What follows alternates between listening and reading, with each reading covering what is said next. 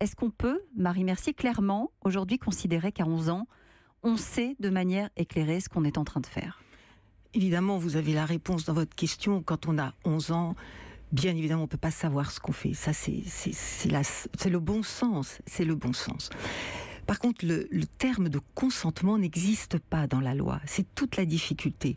Or, pour qualifier un viol, la définition du viol, de cette infraction, c'est qu'il y ait contrainte, menace, violence ou surprise.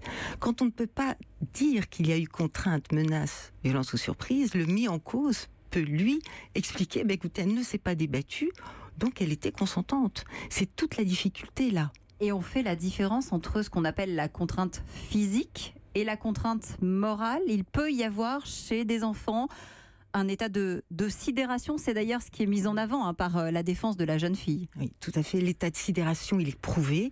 La petite jeune fille peut presque être dissociée. Tellement elle ne se rend plus compte de ce qui va lui arriver que finalement, elle peut même sembler indifférente. Donc le mis en cause, il peut penser qu'il y a presque un consentement. Alors qu'on est dans quelque chose d'absolument révoltant, de très choquant. Même la façon de l'expliquer, on a juste envie de dire, mais c'est pas possible.